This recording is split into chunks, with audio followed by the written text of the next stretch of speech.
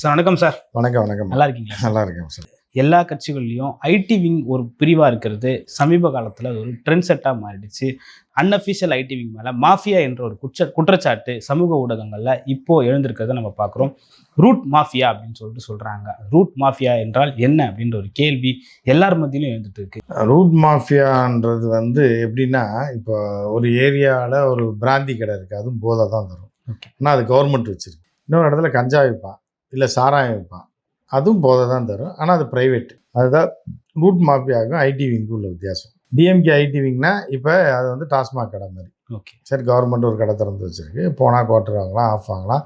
அங்கே போனாலே போதைப் பொருள் தான் கிடைக்கும், சரக்கு தான் கிடைக்கும், ரம்மு கிடைக்கும், ஜின்னு கிடைக்கும், விஸ்கி, ஒயின், பிராந்தி, கூலிங் இல்லாத பீர், இதெல்லாம் கிடைக்கும்ன்றது தெரியும்.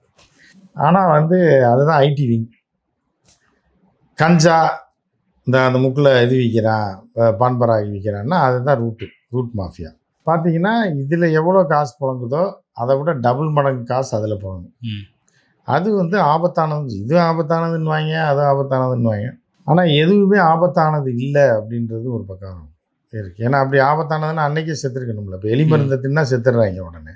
ஆனால் கஞ்சா குடிக்கிறவன் சாக மாட்டான்னா அப்போ ஆபத்து இல்லைன்னு தான் இருக்கும். ஓகே, அதே மாதிரி டாஸ்மாக் கவர்மெண்ட்டே கொடுக்குது அப்படின்னா அதிலே போட்டிருக்கு குடி உடலுக்கும். எத்தனை குடும்பம் நாசமாக போயிருக்கு அப்படின்னு பார்த்தா அது கணக்கில் சொல்ல முடியாது. குடிக்கிறவங்க குடும்பம் பூரா நாசமாக போயிருக்கானா நிச்சயமாக நல்லா இருக்க குடும்பம்லாம் இருக்குது. அவர் குடிக்கிறாரு அப்படின்றதுனால தான் இன்றைக்கி சம்பாரிச்சு நல்லா இருக்காரு, நிம்மதியாக தூங்குறாருன்ற குடும்பங்கள்லாம் இருக்குது. எல்லாரும் ஒரே மாதிரி சொல்லிட முடியாது. நீங்கள் என்ன குடிக்கிறீங்க, எப்படி குடிக்கிறீங்க, எங்கே குடிக்கிறீங்க, எதுக்கு குடிக்கிறீங்க, எதை குடிக்கிறீங்க அப்படின்றத பார்த்து தான் நீங்கள் எல்லாமே வித்தியாசமாக இருக்குது. ஓகே, அதே நேரத்தில் இப்போ நீங்கள் தயிர் சாதமாக இருந்தால் கூட டெய்லி நைட்டு அகத்திக்கிறீங்க தயிர் சாதமும் சாப்பிட்டீங்கன்னா 3 நாளைக்கு சாப்பிட்டீங்கன்னா 4ஆவது நாள் போய் சேர்ந்துருவீங்க ராத்திரி. அதை வேணால் யாராவது ட்ரை பண்ணி பார்க்க சொல்லுங்கள். நல்லா ஒரு இவ்வளோ சாப்பாடை எடுத்து நைட்டு ஒரு 11 மணிக்கு உட்காந்து நல்லா கெட்டி தயிரை ஊற்றி ஏதாவது ஒரு கீரையை வச்சு உங்களுக்கு தண்ணி அடிக்கிறது, சிகரெட்டு, கஞ்சா, அப்புறம் ஹாரம், எந்த பழக்கமும் இருக்காது. ரொம்ப நல்ல மனுஷன். நைட் தயிர் சாதம் சாப்பிடுங்க, என்ன ஆகுதுன்னு பார்க்கும். அதே பாய்ச்சனாக மாறிடும். புரியுது உங்களுக்கு? அதனால் சில இதில் நீங்கள் மீன் குழம்பு ஊற்றி சாப்பிட்டு தயிர் சாப்பிட்டீங்கன்னா பாய்சன் தான். ஆனால் அதனால் பாய்சன்றது எல்லாத்துலேயும் தான் இருக்குது. அதை மட்டும் ஏன் நீங்கள் பிரித்து சாப்பிட்றீங்க? ஸோ அந்த மாதிரி தான் நீங்கள் உங்களை யார் போய் குடிக்க சொன்ன, கடை திறந்து தான் இருக்கும். இந்த உலகத்தில் 1000 இருக்குது அப்படின்ற மாதிரி அது ஒரு பக்கம் சொல்லுவாங்க. ஆனால் அரசு அதாவது எப்படின்னா எதை செஞ்சாலும் ஏன்ட்ட சொல்லிட்டு தான் செய்யணும், நான் சொல்கிறத தான் செய்யணும் அப்படின்றது தான் அரசாங்கம். ஸோ அதனால் கஞ்சா சில அரசாங்கங்கள் விற்றுக்கிட்டே இருக்குது. இப்போ நீங்கள் பார்த்தீங்கன்னா காங்கிரஸ் ஆட்சி நடக்குது எங்கேன்னா ஹிமாச்சல் பிரதேசில் சட்டசபையில் தீர்மானமே போட்டாங்க. மாநிலத்தோடைய பொருளாதாரம் வீக் ஆகிட்டு இருக்கனால கஞ்சா எக்ஸ்போர்ட்டுக்கு அவங்களே வெளிநாட்டுக்கு ஏற்றுமதி பண்ணுறதுக்கும் நம்ம ஊரில் பயன்படுத்துறதுக்கு இல்லை, கஞ்சா செடியை விவசாயம் பண்ணி அந்த விவசாயிகளுக்கு மானியம்லாம் கொடுத்து அந்த கஞ்சா வெளியே வாங்குறவங்களுக்கு விற்கலாம் அப்படின்னு சொல்லி தீர்மானம் போட்டாங்க ஒரு வருஷத்துக்கு முன்னாடி காங்கிரஸ் ஆட்சி செய்யக்கூடிய மாநிலத்தில். ஸோ அந்த மாதிரி ஒவ்வொரு இடத்துக்கு இப்போ நம்ம ஊரில் கஞ்சா தடை செய்யப்பட்டிருக்கு. இதே பான்பராக நீங்கள் உத்தரப்பிரதேசிலையும் பீகார்லேயும் பார்த்தா சரசரமாக தொங்கும். என்கிட்ட வீடியோ இருக்குது, இப்போ போன மாதம் எடுத்தது இருக்குது, வெஸ்ட் பெங்கால் எடுத்தது இருக்குது. எல்லா இடத்துலையும் சரசரமாக வைக்கிறான். நம்ம தடை பண்ணியிருக்கோம். ஏன்னா அது கேன்சர் வருது, வாய் புற்றுநோய் வருதுன்னு நம்ம தடை பண்ணிடுறோம். அதே தான் அங்கே போனால் ஈஸியாக கிடைக்கும். அப்போ என்னன்னா அந்த ஈஸியாக கிடைக்கிறத தடை பண்ணோம்னா இப்போ 2 ரூபாய்க்கு விற்ற பான்பராகு 100 ரூபாய்க்கு விற்கிறான், சில இடத்துல 50 ரூபாய்க்கு விற்கிறான். அப்போ அதில் 100 மடங்கு காசு புழங்கும். அப்போ அரசாங்கத்தை விட அதிகமாக சம்பாதிச்சுட்டு இருக்காங்க. ஸோ இதுதான் அந்த கம்பேரிசன். அதே மாதிரி தான் இந்த ரூட் மாஃபியான்றது ஐடி விங் வெப்சைட்டுன்றது நீங்கள் யார் போட்டான்னு கண்டுபிடிச்சிப்பா. ரொம்ப கழுவி அசிங்கமாக பேச முடியாது, பொய்யை ஓவராக பரப்ப முடியாது. இந்த ரூட் மாஃபியான்றது பொய்யை மட்டுமே உண்மை மாதிரி பரப்பி முட்டாள்களை தன் வசப்படுத்துறது தான் ரூட் மாஃபியாவோட வேலை. ஓகே சார், அதை நம்பியே இத்தனை பேர் வாக்களிச்சிருக்காங்களா அப்படின்றது ஒரு பெரிய அதிர்ச்சி. நம்பி வாக்களிச்சிருக்காங்கன்னா இப்போ இந்த உலகத்தில் 70% முட்டாள்கள் தானே. ஓகே, 70% ஏதாவது ஒரு ட்ரெண்ட், ஒரு இதை செட் பண்ணுறதை ஃபாலோ பண்ணுறது தான் அந்த ஹியூமன் கேட்டல்ஸோடைய மைண்ட் செட்டு. அதுக்கு மேலே அறிவு இருந்தால் தான் அவன் பெரிய பணக்காரனாவோ ஆஃபீஸராகவோ இல்லை பெரிய இடத்துல இருந்திருப்பான். அந்த நாலேஜ் இல்லாதனால தான் இங்கே லோக்கலில் சுற்றிட்டு இருக்காங்களே. ஸோ அதனால தான் என்னென்னா அந்த ஹியூமன் கேட்டல்ஸ் என்ன பண்ணுவான்னா எதையாவது ஒரு செட்டில் போய் மாட்டிக்குவான் ட்ராப்பில். அவனை ட்ராப் பண்ணி மாட்ட வைக்கிறது தான் அவங்களோட வேறு. ஓகே, அவங்க எப்படி பார்ப்பாங்க அப்படின்னா ஹியூமன் கேட்டல்ஸை ஒரு எலி மாதிரி பார்ப்பாங்க. இப்போ ஒரு எலி இந்த ஹாலில் சுற்றிக்கிட்டு இருக்குன்னு வைங்க, நீங்கள் என்ன பண்ணுவீங்க? உட்காந்து பார்த்துட்டே இருப்பீங்க, விரட்டுவீங்க. அது அங்கே போய் முட்டும், அந்த இதுக்குள்ளே ஓடும், இங்கிட்ட ஓடி ஒரு கடைசியாக கதவை தட்டிங்கன்னா கதவை விட்டு வெளியே ஓடிடும். இப்படி தான் வந்து இந்த இந்த தலைவர்களாக இருக்கக்கூடிய பலரும் மக்களை பார்ப்பான். என்ன பண்ணுறாங்க இவங்க, சரி நல்லா சம்பாதிக்கிறானா, ரைட்டு ஓகே, ரைட்டு இவன்ட்ட என்ன பண்ணலாம், எப்படி பிடுங்கலாம் அப்படின்னு ஒவ்வொருத்தன் வந்து இந்த உலகத்தில் 2 பேர் தான் இருக்கான். ஒருத்தன் வந்து கஷ்டப்பட்டு, கஷ்டன்றது ஒன்று கிடையாது, சம்பாதிக்கிற குரூப் ஒன்று, அவன்கிட்ட இருந்து ஆட்டையை போடுற குரூப் ஒன்று. இந்த 2 தான். அந்த ஆட்டையை போடுற குரூப் பார்த்திங்கன்னா வசதி வாய்ப்போட பென்ஸ் பிஎம்டபிள்யூவில் போய் ஜாலியாக பங்களாவில் வாழ்ந்துக்கிட்டு இருப்பான். கஷ்டப்படுறவன் அடுத்து என்ன வேலைக்கு சேரலாம், இந்த வேலைக்கு சேரலாமா, அந்த வேலைக்கு சேரலாமா இப்படின்ட்டே இருப்பான். இவன் நல்லா சேர்த்து சம்பாரித்த உடனே ஒன்று கவர்மெண்ட் ஆட்டையை போட்டுரும், இல்லைன்னா ப்ரைவேட் பார்ட்டி ஆட்டையை போட்டுரும்.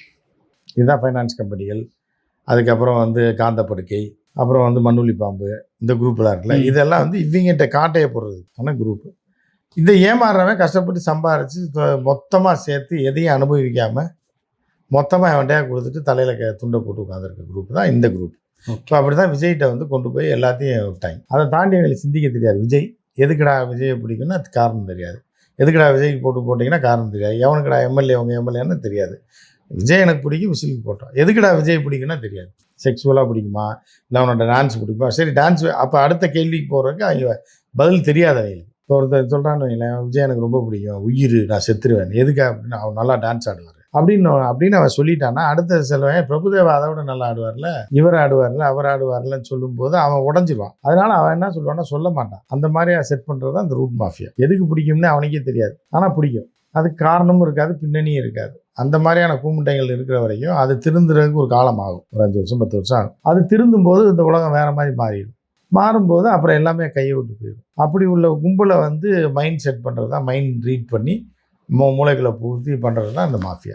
சார், சிலர் ஆட்சியை பிடிக்கிறதுக்கு ஆன்டி இன்கம்பன்சி காரணமாக இருக்கலாம், சிலர் ஆட்சியை பிடிக்கிறதுக்கு ஆன்டி இன்கம்பன்சின்றது வேற. இப்போ அப்படி இருந்ததுன்னா இவ்வளோ பெர்சன்டேஜ் ஓட்டு போட்டிருக்க மாட்டாங்க. ஓகே சார், அதான் சார். அப்போது சிலர் ஆட்சியை பிடிக்கிறதுக்கு அவங்க முந்தைய ஆட்சி நல்லா இருந்திருக்கலாம், ஆனால் தாவேக்கா ஆட்சியை பிடிக்கிறதுக்கு சோசியல் மீடியா ஹைப் தான் காரணம் அப்படின்னு. அதுதான் இந்த ரூட் மாஃபியா தான். அவங்க காசு செலவு பண்ணி மூளைக்குள்ளே பூந்து யாரை எப்படி அடிக்கணும், குழந்தைங்களை எப்படி அடிக்கணும், இப்போ ஒன்றுமே வேண்டாம். இந்த முட்டாள்களுடைய அடிப்படை இது என்ன அப்படின்னு பார்த்தீங்கன்னா, ஒரு குழந்தை இருக்குன்னு வைங்க, இவங்க அதை தான் எதுக்காக நம்ம ஹியூமன் கேட்டல்ஸ்ன்னு சொல்கிறோம் அப்படின்னா, இந்த ஹியூமன் கேட்டல்ஸுக்கு வந்து சென்டிமெண்ட் இடியட்ஸ் வைங்க, புரியுதா அவங்களுக்கு. இப்போ ஒரு அறிவாளி என்ன பண்ணுவாங்கன்னா, ஒரு குழந்தை சொல்லுதுன்னா சொல்லி கொடுப்பா, ஐயோ அப்படிலாம் சொல்லக்கூடாதுப்பா, இஸ் அ டேஞ்சரஸ் ஃபெலோ அப்படின்னு சிரிச்சுட்டே சொன்னோடனே அப்படியா டேடி, அப்படியா மம்மின்னு சொல்லிட்டு போகும். இது அறிவாளி குடும்பத்தில் நடக்கும். முட்டாள் குடும்பத்தில் என்ன நடக்கும்னா, செல்ல குட்டி உனக்கும் முடிக்குமாடா, சரி அப்போ அப்பா வந்து விஜய்க்கு ஓட்டு போடணும், அப்படி தானே, அப்பா சத்தியமாக போட்டுருவேன்டா, அம்மாவும் போட்டுருவேன்டா அப்படின்ற முட்டா பசங்கன்னு. ஓகே, விஜய்க்கு ஓட்டு போட்டேன்னு சொல்ல, சின்ன விவரம் தெரியாத பச்சை குழந்தை சொல்கிறதெல்லாம் கேட்டுட்டு சென்டிமெண்ட் இடியேட்டாக இருக்கான் பாருங்க. இவன் வாழ்க்கையை கொண்டு அடகு வச்சு அதோட வாழ்க்கையை அடகு வைக்கிறான் பாருங்க. அவனை டேப் பண்ணுறது தான் ரூட் மாஃபியாவோட வேலை. அந்த முட்டாள்களை வந்து தன் பசமாக இழுத்துட்டு அவர்களை எதற்கு பயன்படுத்த முடியுமோ அதற்கு பயன்படுத்துறது தான் அவங்களோட வேலை. ஓகே, அது மண்ணுளி பாம்புலேருந்து அரசியல் வரைக்கும் எல்லாம் ஒன்று தான். சார், இந்த 2 நாளாக ட்ரெண்ட் ஆகிட்டு இருக்கிறது யாருன்னா, இந்த ரூட் மாஃபியாவோட அதிபராக இருக்கக்கூடிய ஜெகதீஷ் தான். அவர் வந்து விஜயோட எல்லா இடத்துக்கும் அந்த கார்லேயே போகிறாரு, சிஎம்மோட கார்லேயே பயணிக்கிறாருன்னா யார் இந்த ஜெகதீஷ், ஏன் விஜயோட காரில் போகணும்? அவர் தான் எல்லாம் பிளானர், அவர் தான் இப்போ டிசைன் பண்ணுறதே அவர் தான். சரி, அதே மாதிரி ஜெயலலிதா ஒரு சசிகலா இருந்தாங்க. இப்போ கலைஞருக்கு ஒரு சில நேரம் துரைமுருகன் யாரையாவது கூட வச்சுருப்பார், அது பொழுதுபோக்கு வச்சுருப்பாங்க. இவர் ரூட் மாஃபியாவே கூட வச்சுருக்காருன்ற மாதிரி. பின்னாடி இது ஒரு பெரிய செயின் லிங்க் இருக்குது. சோஷியல் மீடியாவில் ஆக்டிவாக இருக்கிற பர்சன்ஸ், அதுக்கப்புறமா ஹீரோயின்ஸ், இவங்க எல்லாரையுமே வந்து அவர் கட்டுப்பாட்டில் கண்ட்ரோலில் வச்சுருக்காரு. அந்த விஷயங்களை முன் வச்சு டிவிக்கே ஒரு பரப்புரையை பண்ணுறாரு அப்படின்னு சொல்கிறாங்க. ஆமாம், அதுதான் பேசிக். அதுதான் நான் சொல்கிறேன்ல, அதிகாரம் கையில் இருந்ததுன்னா பலரையும் மிரட்டி தங்களுக்கு பணியை வச்சுருது. அவங்களும் அதுக்கு தயாராக இருப்பாங்க. நீங்கள் வந்து எதை வந்து இந்த சமூகத்தில் ஹியூமன் கேட்டல்ஸ் தப்புன்னு நினைக்கிறானோ அது அந்த 20% சரி, அது ஒரு மேட்டரே கிடையாது. ஹியூமன் கேட்டல்ஸை பொறுத்தளவுக்கு ஐயோ எப்படி இந்த பொண்ணை தொடலாம், தொட்டு பேசலாம், எப்படி வந்தோடனே பார்த்தோன்னே ஏன் கட்டிப்பிடிச்சாவனா இதான்னு சொல்கிறது ஹியூமன் கேட்டல்ஸோட கேரக்டர். அந்த 20%ஓட கேரக்டர் எப்படின்னா, பார்த்தவொடனே கட்டிப்பிடிச்சி தான் பேசுவாங்க. அவன் தான் பெரிய ஆள் ஆக முடியும். ஏன்னா நீங்கள் எதெல்லாம் இந்த ஹியூமன் கேட்டல் தப்புன்றானோ அதை பூத்துனதே அவன் தான். ஓகே, ஏன்னா இவன் இப்படி இருந்தால் மட்டும்தான் இவனை வச்சு நம்ம அடிமையாக வச்சுருக்க முடியுன்றதுக்காக அவனோட லைஃப் ஸ்டைல் வேறு, வசதியாக இருக்கிறவன் இன்டலெக்சுவலோட லைஃப் ஸ்டைல் வேறு. அதுக்கும் இதுக்கும் வித்தியாசம் வேறு மாதிரி இருக்கும். இவன் அதுவாக மாறிட்டான்னா தலைவனாக மாறிடுவான், அவன் இதுவாக எப்போவுமே மாற மாட்டான். ஓகே, அவனோட செட்டப்பில் தான் இவங்க இயங்குவாங்க. இந்த 80% அவன் வந்து என்ன சொல்லி கொடுப்பான், கௌரவம், மரியாதை, அந்தஸ்து, ஏமாற்றக்கூடாது, உண்மையை சொல்லணும், பொய் யாருக்காருன்னா நம்பிக்கையாக இருக்கணும் அப்படின்லாம் யார் கற்றுக் கொடுக்குறான்னா இந்த 20% இவனுக்கு கற்றுக் கொடுப்பான். ஆனால் அவன்லாம் அப்படி இருக்க மாட்டான். அப்படி இருந்தான்னா அவனும் தெருப்பொறிக்கையாக தான் சுற்றிட்டு இருக்கான். ஓகே. இல்லைனா சாதாரண கூலி வேலை பார்த்துட்டு இல்லை சாதாரண ஒரு லைஃப்பை லீட் பண்ணிட்டு வாடகைக்கே வாய்க்கு பத்தாம தான் ஓடிட்டு இருக்கணும். அவன் என்ன பண்ணுவான்னா இவனை மைண்ட் செட் பண்ணி விட்டுருவான். இந்த ஃபேமிலிஸ் பூராமே இப்படி தான் இருக்கணும், அப்பாவை மதிக்கணும், அம்மா வந்து தெய்வம், இப்படிலாம் சொல்லி கொடுப்பான். ஆனால் அவங்க யாராவது அப்படி இருப்பானான்னா இருக்க மாட்டான். வெளிப்போக்குக்கு வேணா இருக்கப்பாங்களே தவிர. இந்த விஜய் இருக்காரு அப்படின்னா நம்மளை அப்படி பழகி விடுவாங்க. ஆனால் அவர் அப்பா அம்மா வீட்லேயே வச்சுருக்க மாட்டார். ஆனால் ஆசிரமத்தை சேர்த்துட்டார். புரியுதா அவனுக்கு? அப்போ தான் அவர் சிஎம்மாக இருக்க முடியும், இல்லை வேறு ஏதாவது ஆக முடியும். நம்மளை மாதிரி சென்டிமெண்ட் இடியேட்டாக இருந்தால் நம்ம வீட்டுக்குள்ளேயே கிடக்க வேண்டியதான். எங்கள் அப்பா வேணான்ட்டார், வெயில் அலையாதுன்றாரு, எதுக்கடா வெயில் நேரத்தில் வெளியில் போகிறேன்னு வீட்டில் படுத்துருவாங்க.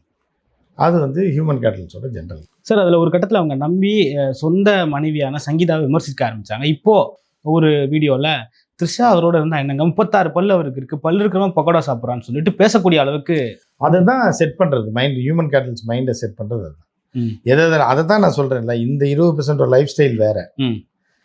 த்ரிஷான்னு இல்லை, எந்த பொண்ணும் 4-10 பொண்ணோட உறவு வச்சிட்டாலும் ஒன்றும் ஆக போகிறது இல்லை அப்படின்ற பாலிசி அவங்களோடது. இங்கே வந்து ஒரு பொண்ணை வந்து தொட்டுட்டிங்கனாலே ஒரு மாதிரி இது பண்ணுறது பெரிய அஃபென்ஸ் ஆகிறது இந்த லைஃப் ஸ்டைல். ஓகே. ஸோ இந்த லைஃப் ஸ்டைல் இப்படி இருந்தால் தான் அவன் தலைவனாக இருக்க முடியும். எல்லாரும் அந்த லைஃப் ஸ்டைலுக்கு போயிட்டாங்கன்னா அவன் தலைவன் ஆகிற கஷ்டம். அதனால் இவனை இப்படி வச்சுருப்பான், அவன் அப்படி நடப்பான். அவன் அப்படி நடக்கிறதுக்காக தான் இவனை அப்படி வச்சுருக்கான். சார் ஒரு மாஸ் க்ரௌட் இதை நம்புறதுனால மீடியாஸும் இந்த பக்கம் ஃபோக்கஸ் பண்ண ஆரம்பிக்குது. என்ன மீடியாஸ் என்ன வானத்தில் இருந்தா குதிச்சுது. இந்த டைம்ஸ் ஆஃப் இந்தியான்னு ஒரு பத்திரிக்கை இருக்குது, தேசிய அளவில் பெரிய பத்திரிக்கை. அவனே ரூட் மாஃபியா மாற்றி விட்டானே. அதில் உள்ள சில பேரே வந்து என்னென்னா விஜய் தான் ஜெயிப்பார்னு போடுற அளவுக்கு அவங்கள மைண்ட் செட் பண்ணி போட வச்சு அதை வச்சு தான் இந்த பேப்பரே போட்டுருச்சு, இந்த பேப்பரில் உள்ளவரே சொல்கிறாரு, புரியுதா அப்படின்னு சொல்லி அவங்களே மைண்ட் செட்டை மாற்றி விட்டுட்டு அவங்களே ஹியூமன் கேட்டல்ஸை மாற்றி விட்ட ஒரு மிகப்பெரிய சக்தி வாய்ந்த மனிதன் யார்? ஜெகதீஷ். புரியுதா? டைம்ஸ் ஆஃப் இந்தியாவில் போடுறான் 35 பேர் தாழ்த்தப்பட்டவர்கள் எம்எல்ஏ ஆகியிருக்கான்னு சொல்லி. ஜெனரல் அப்போ அன்னைக்கே இவன் பேப்பரை வித்துட்டு போயிடணும். உனக்கு என்ன கிரெடிபிலிட்டி இருக்குது? நீ என்ன பெரிய மண்ணாங்கட்டி 100 வருஷத்துக்கு மேலே பேப்பர் நடத்துறேன், என்ன வேலைக்கு ஆள் வச்சிருக்கேன், என்ன ரிப்போர்ட்டர் வச்சிருக்கேன், ஒரு பொய்யான வாட்ஸ்அப் தகவலை வச்சேன்னா அப்போ அதை வாட்ஸ்அப்பே பார்த்துட்டு போவான். ஆனால் எதுக்கு என்ன கிரெடிபிலிட்டிக்கு பேப்பரை வந்து படிக்கிறான், உன்னை எதுக்கு மதிக்கிறான், 100 வருஷமா இருக்கு அப்படின்றது. இதுதான் மைண்ட் செட். இது சார். ஆனால் ரியாலிட்டியில் ஒருத்தர் தான் ஜெயிச்சிருக்கா, அதுவும் இந்தியன் காங்கிரஸ். அதை தான் சொல்கிறேன். அதை வந்து எப்படி சொல்கிறாங்க அப்படின்னு பார்த்தா இப்படி மாற்றி விட்டோன்னா அதை ஒரு பேப்பர்காரன் போடுறான் பாருங்க. 100 வருஷமான கிரெடிபிலிட்டி உள்ள ஒரு பேப்பரில் ஒரு ரிப்போர்ட்டர் போட்டோன்னா அந்த ரிப்போர்ட்டர் இமீடியட்டாக வேலையை விட்டு தூக்கியிருக்கணும், இல்லைனா மன்னிப்பு கேட்டிருக்கணும் அந்த பேப்பர். இன்றைக்கி வரைக்கும் அதை பற்றி ஒன்றுமே போடல. அப்படிங்கும்போது அவங்க எவ்வளோ பெரிய ஒன்றும் முட்டாளாக இருக்கணும், இல்லை கிரிமினலாக இருக்கணும் அந்த பேப்பர் எடிட்டர். ஓகே. அப்படின்றத நம்ம சொல்லுவோம் சார். அதில் வந்து சட்டமன்றத்தில் இன்னைக்கு காமராஜர் அவர்கள் பேசுகிறப்போ அமமுகவினுடைய எம்எல்ஏ, நீக்கப்பட்ட எம்எல்ஏ, அவர் வந்து பேசியிருக்காரு. ஆட்சிக்கு வந்த உடனே திருச்சியில் வந்து கிட்டத்தட்ட 100க்கும் மேற்பட்ட ரவுடிகள் சரண்டர் ஆயிட்டாங்க அப்படின்னு சொல்லியிருக்காரு. இதுவுமே ரூட் மாஃபியாவோட ரூட் மாஃபியாவோட வேலை தான் அது. அதை தான் ரவுடிகள் என்ன சரண்டர் ஆயிருக்காங்க, கூப்பிட்டு பேசியிருக்காங்க. இது வழக்கமாக போலீஸ் கூப்பிட்டு பேசுறது தான். அந்த வீடியோ எடுத்து போட்டு விஜய் வந்தோன்னே இப்படி ஆயிடுச்சு அப்படி ஆயிடுச்சு. ஆனால் இந்த வந்து எஸ்பி பொறுப்பேற்றப்போ சார் இப்போ இல்லை அப்படின்ற ஒரு செய்தியும் வந்துட்டு இருக்கு. அதை தான் சொன்னேன், அது பழைய வீடியோ. அது பழைய, அதாவது திமுக ஆட்சியில் நடந்ததை இவங்க பண்ணதா இது பண்ணுறான். இப்போ போதைப் பொருள் எங்கேயோ எரிக்கப்பட்டது, திருவண்ணாமலையில் எரிக்கப்பட்டதை வந்து விஜயை பார்த்தவொடனே போதைப் பொருள் எரிக்கிறான்னு. இதுதான் இந்த ரூட் மாஃபியாவோட வேலை. இப்போ இதெல்லாம் இந்த பைத்தியக்கார திமுக அரசு இருக்குல்ல, இதை வந்து ஏற்கனவே கண்டுபிடிச்சு பொய்யான தகவலை பரப்புறவனை கைது பண்ணியிருக்கணும், இல்லை அழிச்சிருந்தா. இல்லைன்னா இப்போ அவங்க தலையிலே மண்ணை போட்டு இவங்க குழியில் போய் விழுந்துட்டாங்க. அதை செய்ய தவறி இருந்தால் வந்து இப்போ ஆட்சி இழந்துட்டு தெருவுக்கு திமுக வந்தது காரணம். சார் இதில் இன்னொரு விஷயம் என்னன்னா, கேவி குப்பம் சட்டமன்ற உறுப்பினராக இருக்கிற இப்போ டிவிகேவனுடைய எம்எல்ஏ வந்து அவருக்கு எந்த விதமான சொத்தும் இல்லை, வெறுங்காலில் தான் நடப்பார், பஸ்ஸில் தான் போவாருன்னு சொல்லிட்டு பிரபல தமிழ் தொலைக்காட்சி ஒன்றில் போட்டிருந்தாங்க. ஆனால் இப்போ அவருடைய தேர்தல் அஃபிடவிட்டியில் வந்து கிட்டத்தட்ட 2.5 கோடிக்கு அவர் சொத்து இருக்குது. அந்த சொத்தோட சந்தை மதிப்பு 10 கோடிக்கு சொல்கிறாங்க. இதுவும் ரூட் மாஃபியாவோட ஒரு வேலை. எல்லாமே ரூட் மாஃபியா வேலை தான். எல்லாமே வந்து பொய்யை பரப்பி விட்டு முட்டாள்களை நம்ப வச்சு அந்த முட்டாள்களோட வாக்கை வாங்கி ஜெயிக்கிறது தான் இவரோட பிளான். அதை சக்ஸஸ்ஃபுல்லாக பண்ணிட்டாங்க. அந்த முட்டாள்களும் ஓட்டு போட்டு முடிச்சிட்டாங்க. இப்போ ஒன்றுமே நீங்கள் பண்ண முடியும். இந்த ரூட் மாஃபியாவோட பிடியிலிருந்து, வாய்ஸ் ஆஃப் காமனோட பிடியிலிருந்து எப்படி தமிழக மக்கள்? இல்லை, ரூட் மாஃபியா வேற, வாய்ஸ் ஆஃப் காமன் வேற. ரூட் மாஃபியான்றது திட்டம் போட்டு பொய்யையும் பித்தலாட்டத்தையும் கொடூரங்களையும் கொடூரமான பொய்களையும் முட்டாள்கள்கிட்ட பரப்பி அவர்களுடைய வாக்கு வங்கியை உருவாக்கி அதில் வெற்றி பெறுறது. இது வந்து வாய்ஸ் ஆஃப் காமன்றது வந்து எப்படின்னா, எதிராளிகள் ஒரு பொய் சொன்னாங்கன்னா நம்ம 2 பொய்யை சொல்றது, அந்த மாதிரி. இது கொஞ்சம் வேற மாதிரி. ஓகே. அது கஞ்சானா இது பான்பராக், அவ்வளோதான். ஓகே சார், பல்வேறு கருத்துக்களை பகிர்ந்து கொண்டீங்க. மற்றும் ஒரு கான் சந்திப்போம். நன்றி சார். நன்றி.